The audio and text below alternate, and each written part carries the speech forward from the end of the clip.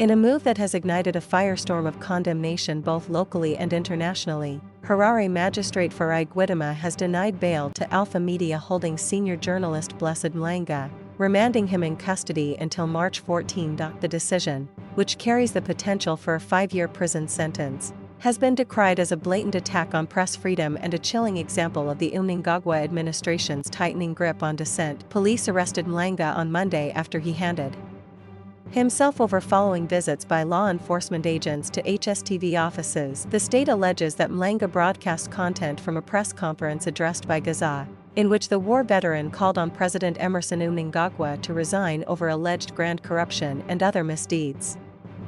AMH are the publishers of Newsday, The Standard, and Zimbabwe Independent. The arrest and subsequent denial of bail have sparked national outrage, with media organizations and rights groups condemning the actions as a direct assault on the constitutional rights of journalists and the public's right to access information. In denying Mhlanga bail, Magistrate Gwidima sided with the state's argument that the journalist was likely to interfere with witnesses if released.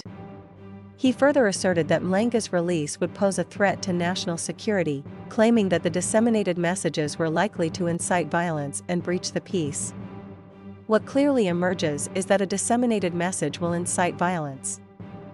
Any interpretation to the contrary is incorrect. Accordingly, the release of the accused will put the nation in unrest and undermine peace and security, Magistrate Gwidima stated. In the circumstances, it is the court's finding that the state has managed to give compelling reasons justifying the continued detention of the accused person. Accordingly, bail is denied. He added, "What is an issue is not that applicant gathered and disseminated information. It is that information which he gathered, which was intended to incite public violence," the magistrate said. The magistrate also stated that, "It is a delicate discretion." Gwidima added that the likelihood that an accused will abscond or interfere with investigations should be strongly supported. Turning to the present application, it is my considered view that grounds 3, 4, and 5. His position at work, if granted bail, he is likely to interfere. Of critical importance, some of the witnesses have not been recorded, hence, his release will jeopardize investigations. Trevor Ncube, publisher of Alpha Media Holdings, delivered a scathing rebuke of the Mnangagwa administration following the bail denial. "It is saddening, it is heartbreaking, but it was to be expected," Ncube told reporters outside the court. The real surprise would have been if the court had seriously applied itself to the case before it. Ncube decried what he called the selective application of the law in Zimbabwe, asserting that Mhlanga was simply practicing his profession, a right constitutionally protected.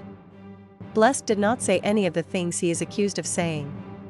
He is not HSTV or AMH, he is simply a journalist practicing his profession, which is constitutionally protected, Ncube said. In a particularly damning statement, Ncube accused the judiciary of operating under President Mnangagwa's direct control.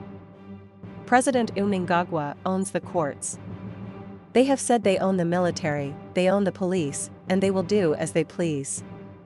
What we saw today is not justice. It is not fair, and it is not supported by our constitution, he declared. Ncube warned that the ruling sets a dangerous precedent, placing journalists at increased risk. "It is clear that under these circumstances, you do this job at your own risk. The courts will not protect you, they will side with the regime."